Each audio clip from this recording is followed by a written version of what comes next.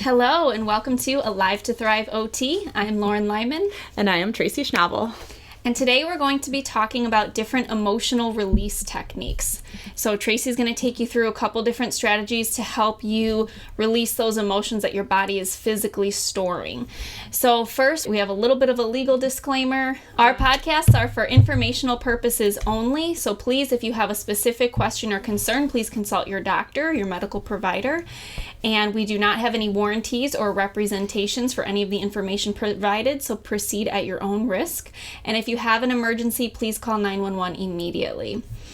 So Tracy, let's talk about emotional release. Okay, so one of the main reasons why we started this channel was because we realized that emotions were kind of being cut out of the equation for healthcare, and they're like a really, really huge part of our health, even though our society and our healthcare system ignores it. But it makes a lot of sense if you start to look at the top diseases that we have. You know, we have cancer, we have heart disease, a lot of people have back pain, and all those things have been associated with emotion. They found in a lot of other countries that were studying emotion and cancer, that cancer is often associated with repressed emotions. And then obviously heart disease, the link is connected. People that are like CEOs or have a lot of stress end up having heart attacks because of the emotional weight that it has on the body. So when you kind of like think about it in those terms, it's not so strange. But I think like at first people are like, what do you mean like my doctor should be looking at my emotions? I think they think that's weird. But our emotions are intricately tied to our health. There's like two opposing views. There's like the medical community, but they're starting to open up a little bit more now. And then there's like the energetic community, an alternative therapy community. I think that they could really overlap better. And I just think that there needs to be a tie between the two. So when I was looking about the tie between the two is, so we have like all of, you know, like your chakras, how we were talking about in Reiki, and your body is an electrical system, and the chakras are correlated with like the pituitary gland and the adrenal glands and all the different glands, the reproductive glands. So the chakras are different energy, what do you want to call them? Points yeah. Of the body. Mm-hmm. And so like, again, the adrenal is associated with stress. So if you have problems with the adrenal gland, you know, you're going to have problem in that energetic center, and everything's like all connected electrically. So if you're in a constant state of repression, your body's going to be tight, your blood flow is not going to be going, your electrical system's not going to be going, and then your organs are not going to be going. So I know that was a really long and drawn out explanation, but just so that you guys have a basis for understanding that emotion is important and we shouldn't ignore it, and it's not wrong to address it, I think, in healthcare. Mm-hmm. So I think we can agree. I don't think that we're like treating post-traumatic stress disorder that well. I mean, I watched something that you told me to watch about veterans, and they were talking about how this one veteran, he was a double amputee, he was sent home, and they did all this rehab with him, OT, PT, all these other therapies. But like he really didn't process those emotions tied with what he went through and the loss that he had with adjusting to his new life now. And he ended up getting a divorce. He ended up being really depressed, and they had him like on all these like antipsychotics and depressants and all these things, but they never were dealing with the trauma. Right. Like, put yourself in that shoes. Like, can you imagine never being able to walk again, having seen your friends possibly die, watching other people die, maybe being responsible for deaths? Like, as humans, we're not really, I think, equipped for that. I don't think that's like a very natural state for us. So the fact that we don't address it very well, I feel like, or we could do a little bit better job as an area to improve in post-traumatic stress disorder, especially with veterans. So, and even when you talk through something and you think you're over that's it, what like, I wanted to say. Consciously, you're like, this isn't bothering me anymore. But maybe, you know, on some level, that's what people say, on some level, yes, subconscious level, but also it's the physical level. And that's what people aren't realizing, or maybe now starting to realize, is that it may not be in your conscious mind anymore, but all of that energy, all of that anger, fear, whatever is being stored in your nerves. So it's literally stuck in your body. Yeah. And I remember hearing a doctor's report one time. He was saying that they started incorporating, well, some doctors started incorporating asking people about past trauma and past sexual abuse, because just being able to tell someone and expressing the trauma it alleviated some of the pain and stress associated with it. So I think too, we could do better as a society, because we don't really want people to talk about their trauma in a way. I feel like as friends and family members and even healthcare providers, we kind of tell people, and maybe not on an awareness level, but to keep it to themselves because we're uncomfortable with it. But I don't think that we should make people uncomfortable with sharing something that happened to them. I think that we should allow them to talk about it, express it, so they don't have to carry that alone in their bodies. So, sorry, I got off on a tangent, but I just want to make sure that everybody understands the background and how it's connected, because I think that can be unclear. This was a technique that they were using. It was called EDMR, so it's eye desensitization. So what they do is they have you process the trauma, and then you follow the psychologist's finger movement as you're processing. So you're pairing the physical with the emotional. And I know it sounds weird, and I don't think that they totally understand it, but it's really effective. Mm-hmm. They also have light machines where you can follow the light. Cool. If you've ever seen, I'm trying to think of what show it was on. If it was on Grey's Anatomy, where her mom abandoned her and she was dealing with the abandonment issues, and they were having her follow the light. I think it was from Grey's Anatomy. Either that or New Amsterdam. One of the two, but... Oh, that's awesome. But that was the first time I'd seen it, and I'm like, this is awesome. We're finally connecting the emotional body with the physical body, and that's great. Right, because the emotional body exists, but again, we pretend like it doesn't. And I think PTSD is a huge sign that we can't ignore the emotional body, because we're definitely I don't know when they first started acknowledging PTSD, but it's the first time that it's a clear-cut diagnosis, I feel like, where emotions are connected to physical symptoms, because these people are having hypervigilance, so they're watching and hearing everything at a heightened state. They're having nightmares, their nervous system is on edge. There's tons of physical symptoms associated with the emotional, and so I just think this is a very clear way and opportunity for us to see how we can no longer ignore our emotional state if we want to be physically, emotionally, and spiritually healthy. This technique was invented by a psychologist, Francine Shapiro, and she kind of noticed that in the dream state, your eyes have those rapid eye movements, so your mind is processing and screening through the non-important things during the day, and you have those rapid eye movements. And it gave her the idea that so that's your subconscious mind, as Freud was saying, when you're dreaming. But she had the idea of taking the subconscious mind and then pairing it with the conscious mind, and it had great results. So if you or somebody has PTSD, consider EDMR trained therapists. They have a special certification and process for it, and I think it's a really great way to get that missing link that's not available everywhere, but is available if you know what to look for. The next thing that I wanted to talk about is emotional freedom techniques. So I found out about this by an occupational therapist that worked at a holistic clinic. So they did Reiki, they did emotional freedom techniques, they did yoga, all these different alternative therapies. And this occupational therapist also worked with veterans that had post-traumatic stress disorder, but also worked with people that had undiagnosed pain. And what they do is they have you bring up a traumatic event or bring up a pain that you're having, and then discuss it while tapping certain meridian points. So those are different points that they use for acupuncture, and it's correlated with the energetic body.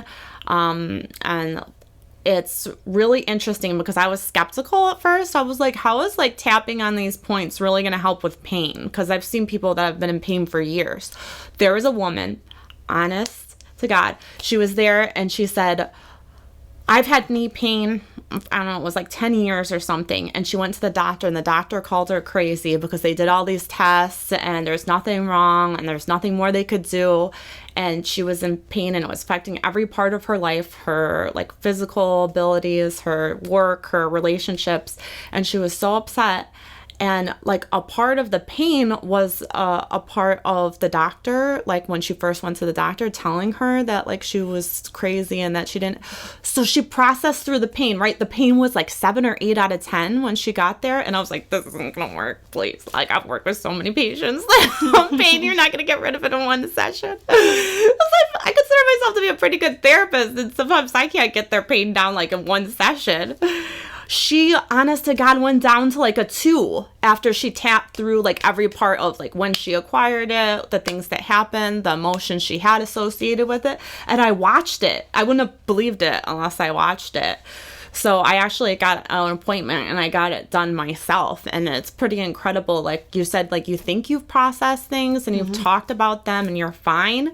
But then you start bringing up certain memories that you're kind of like, yeah, that kind of bothered me. And then you're like tapping the different points and you're like tearing in a very upset state. And you're like, oh, I guess I'm not over it. Okay. Yeah. And she has you continue to tap until you're desensitized, like the EDMR. So like once you've processed through the emotion and the event, paired with the physical, then you can allow it to actually release, which is really beautiful. Because I feel like, again, we repress a lot of things and we don't even allow ourselves to fully feel our feelings, I think, because we're always kind of told not to feel feelings. So there's a lot going on a subconscious level, which I'll get to in the next technique. So the next one that I read about was something called the emotion code. Sorry, where did I put my notes? I'll just talk about it. So the emotion code was a technique developed by a chiropractor, and his name was Dr. Bradley. And he had some really like phenomenal experiences when he was younger. He was very sick and they were taking him to the hospital the next day. And he said he heard his dad say this really genuine, heartfelt prayer. And he said that he was like, Dad, I feel better. And he said he's like remembers, even though he was really young, how terrible he was sick. And they like didn't believe him. So they still took him to the doctor the next day. But yeah, the doctor said, no, his symptoms have cleared. But he later on had more problems. He had like other issues, which I believe were connected to like his purpose in life, because he had kidney disease and it was pretty bad. And the doctors with the Western medical couldn't figure out like how to help him because it was so advanced. So they took him to like this community of healers, and he said they were like in trailers and not these pristine white clinics with these beautiful medical degrees. But he said these people knew so much more about what to do for him and how to help his family, and he was cured. And so he wanted to practice alternative medicine. So, like I started to notice this, we had some similarities, as that sometimes you could do all these things for your patients. Like you could give them the best exercises. You could analyze, like what their daily habits and routines are and set them up for success. You could analyze all these different areas and then they still don't get better. And, and you're like, man, I'm covering like every area of your life. How are you not getting better? But then he realized this and I realized it too. I just didn't know what to do with it. A lot of times it's emotion tied to that event. And if it's not addressed, they're not going to get better. The pain's not going to get better. The disease isn't going to get better. Their emotional state's not going to get better. So he started saying like silent prayers like for his patients, and he started getting like information about what was wrong with them, and he felt like a lot of guidance, and he was doing a lot of hands-on therapy, and he started noticing that emotions were tied with certain things that people couldn't let go of. So he developed this emotion chart of like all the main emotions he noticed, and he had people identify what emotion that they were feeling, and he allowed them to talk about it if they needed to. And then he used like magnet therapy. He used a magnet to go up and down the spine to help release it. And you can do it yourself as well, or you can do it as a provider. He has a certification training program for it. But he developed this really simple, very easy technique for releasing those emotions. And he noticed like 80% of the diseases were like associated with underlying emotions. So he saw like traumatic like events happen to people, and then they talked about it, used the magnet therapy to release it. He described it as like we have this bioenergetic field that they've identified. So a lot of people aren't taught about this in school, but we have a bioenergetic field, which is why I was talking earlier about, you know, the electrical body and like the different organs and how they're tied with emotion. So your field is affected by all of those things. So how well functioning your body is integrated on all those different levels is how well your bioelectrical field is. And if you don't think bioelectrical fields exist, as the other video we watched the other day, then like why are we doing EEGs and EKGs and things like that?